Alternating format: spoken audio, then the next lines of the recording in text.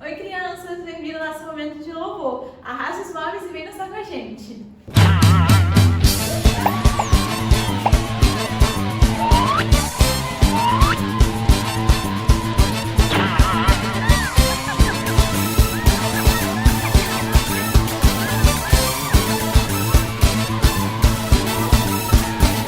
Havia um homenzinho torto, morava numa casa torta, andava num caminho torto, sua vida era torta. Um dia um homenzinho torto, a Bíblia encontrou, e tudo que era torto, Jesus endireitou.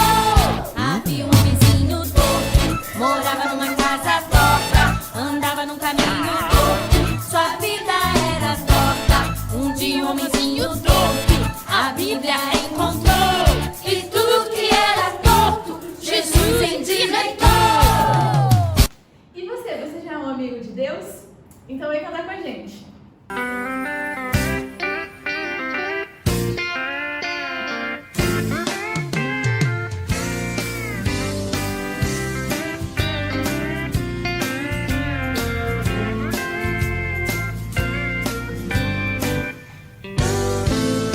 hora é agora, o dia é hoje. Não deixe pra amanhã, comece nesse instante a caminhar com Deus. Brincava ou na escola, brincando na rua. Ele quer estar contigo, ser seu melhor amigo, te estender a mão. E você já é um amigo de Deus. Não perca tempo, venha conferir. Ele te ama um tantão assim. Jesus te chama para ser feliz. Olá, crianças, sejam bem-vindas a mais uma reunião do Ministério Infantil Conectado. Hoje a gente vai contar uma história de um povo que viveu há muito tempo atrás. E esse povo, eles viviam, sabe como? Tristes, chorando, desanimados, cansados. E sabe por que eles estavam assim? Porque eles eram escravos. Isso mesmo, escravos. E eles eram escravos de um rei muito mau chamado Faraó. Esse povo era o povo de Israel, o povo de Deus. E eles estavam escravos ali no Egito por mais ou menos 430 anos. Muito tempo para ser escravo, não é? Mas Deus, ele olhou para aquele povo e viu o sofrimento dele e falou assim: eu vou tirar o meu povo aqui do Egito e das mãos de Faraó. Deus escolheu uma pessoa para poder fazer isso, para poder libertar o povo dele do Egito. Essa pessoa era Moisés. Deus foi lá no Monte Horebe. Moisés estava apacentando as ovelhas do seu sogro e Moisés, ele viu uma coisa diferente. Ele viu uma sarça. A sarça é uma árvore bem pequenininha, tipo um arbusto, e aquela sarça, ela pegava fogo, mas ela não se consumia, ela não queimava, ela não se destruía. E Moisés então entendeu que ali estava acontecendo um milagre. E Deus falou com ele assim: Moisés, não fica com medo não, porque aqui onde você está é um lugar santo. E eu tenho uma grande missão para você, Moisés. Você vai libertar o meu povo do Egito. Moisés, ele deve ter ficado com medo nessa hora, né?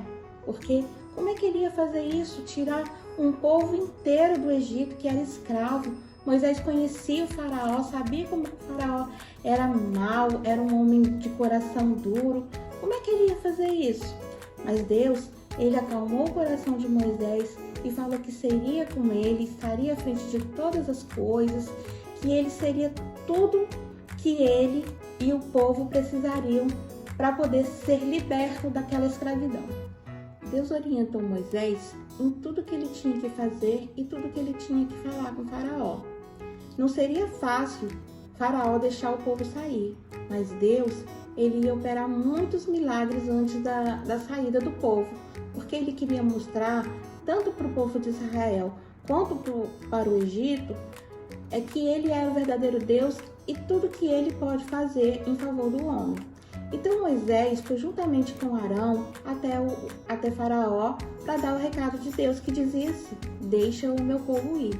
Mas Faraó, ele tinha um coração muito duro e ele também não queria ficar sem os seus escravos. Então ele falou que não ia deixar o povo de Deus sair dali do Egito. E Deus mandou sobre o Egito 10 pragas, 10 castigos para convencer Faraó de que ele era Deus e de que ele deveria deixar o seu povo ir embora. Na primeira praga, Deus fez com que o rio Nilo se tornasse sangue. Depois do rio se tornar em sangue, vieram as rãs, os piolhos, as moscas, as pestes nos animais, as úlceras que eram machucados. Todos os homens e gado ficaram com o corpo todo machucado. Depois, Deus fez chover pedras sobre o Egito. E depois veio uma nuvem de gafanhotos que destruiu toda a plantação. A 9ª praga foi uma escuridão muito grande que veio sobre o Egito. E era uma escuridão tão grande que a Bíblia diz que você podia apalpar, você podia pegar nessa escuridão. Tudo ficou escuro no Egito. Um detalhe, essas pragas vieram só para o Egito. Lá na terra de Gósen, que era onde o povo de Israel morava, que era bem pertinho, ali as pragas não chegavam. Não acontecia isso com o povo de Israel, somente com o Egito. Isso para nos mostrar como que Deus, ele cuidava do seu povo e ele realmente queria tirar o povo de lá. Aí vocês podem estar pensando: tia, você não falou que eram 10 castigos? Até agora só falou sobre 9. Mas eu vou contar o 10º castigo para vocês agora. Para essa praga, Deus deu algumas orientações ao povo de Israel. A primeira delas era que eles deveriam matar um cordeiro de 1 ano e esse cordeiro não poderia ter defeito nenhum. Não seria um cordeiro qualquer, tinha sim um cordeiro especial. A segunda coisa que Deus orientou é que eles passassem o sangue deste cordeiro que foi morto nas ombreiras e nas vergas das portas. As ombreiras são as partes laterais da porta e as vergas a parte superior da porta. Eles deveriam também assar esse cordeiro e comer ele todinho. Todo cordeiro deveria ser comido, não só as partes boas, mas as partes que a gente não gosta muito, tipo nariz, pé, orelha, tudo tinha que ser comido. E eles tinham que comer rapidamente, apressadamente. O que eles não conseguissem comer, eles deveriam queimar, mas não poderia sobrar nada deste cordeiro.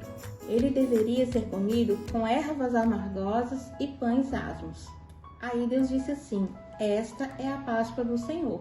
Mas será por que Deus orientou todas essas coisas para o povo de Israel? Porque naquela noite ele ia cumprir o 10º castigo. Ele ia passar no Egito e ia ferir todo o primogênito, tanto das casas quanto do rebanho. Vocês se lembram que Deus mandou que o povo de Israel passasse o sangue nas vergas das portas? Pois é, aquele sangue seria um sinal para Deus que aquela casa pertencia a ele e que ali ele não deveria ferir ninguém. E sabe o que aconteceu? Deus passou, feriu os primogênitos e houve um choro muito grande, muito alto, que podia se ouvir ao longe. Tamanho era o sofrimento do Egito naquela noite. E depois disso, Faraó ficou tão nervoso porque o filho dele tinha sido ferido, que ele mandou chamar Moisés na hora e disse para Moisés assim: manda esse povo sair, eu não quero mais o povo de Israel aqui. E foi assim que Deus libertou o seu povo da escravidão do Egito. E foi assim que foi instituída a primeira Páscoa. E Deus orientou o seu povo que essa data deveria ser celebrada todos os anos.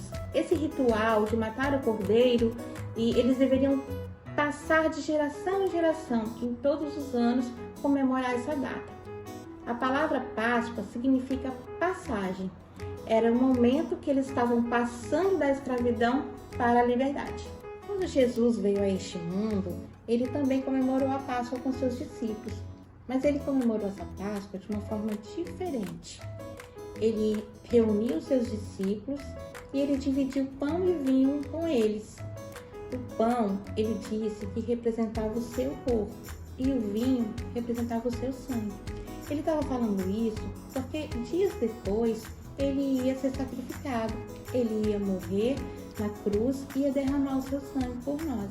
A partir daquele momento, não seria mais necessário o sacrifício do cordeiro, porque Jesus, ele é o Cordeiro de Deus que foi sacrificado para nos libertar da escravidão do pecado. E diferente do Cordeiro do Velho Testamento, Jesus, ele não ficou morto. Ele ressuscitou ao terceiro dia, venceu a morte para nos dar a salvação. Você sabe que animal é esse? Ó, tem até uma cenoura no pé dele. É um coelho, né? Mas vocês ouviram falar sobre coelho na história de hoje? Não, né? As pessoas hoje contam um monte de história para falar sobre a Páscoa. A do coelho é uma delas. Mas hoje a gente aprendeu que a verdadeira história da Páscoa não envolve coelho, não envolve ovo de chocolate, até porque coelho não bota ovo, né? Não tem problema a gente comer ovo de chocolate, até porque chocolate é muito gostoso, né? Para nós, a Páscoa é que Jesus veio ao mundo para morrer por nós e ressuscitou ao terceiro dia para nos dar salvação. E vocês acham que essa história acabou aqui? Não. Jesus, ele vai voltar para buscar este povo que ele comprou com seu sangue. E para finalizar a nossa aula, nós vamos ler um versículo que está lá em 1 Coríntios, no capítulo 5, do versículo 7, que diz assim: porque Cristo, nossa Páscoa, foi sacrificado por nós. E a gente nunca se esqueça do verdadeiro significado da Páscoa. Vamos orar? Senhor Deus, nesta hora, nós louvamos ao Teu nome, pelo sacrifício que Jesus fez ali na cruz por nós, pelo sangue que foi derramado para nos libertar da escravidão do pecado. Nós louvamos, Senhor Deus, por este tão grande amor que o Senhor tem por todos nós. E nós pedimos que o Senhor alcance, Senhor Deus, cada um dos corações, nos fazendo cada dia entender a Tua palavra e entender, Senhor Deus, os Teus propósitos para as nossas vidas. Assim nós oramos, em nome de Jesus. Amém. Tchau, crianças, e até a próxima semana.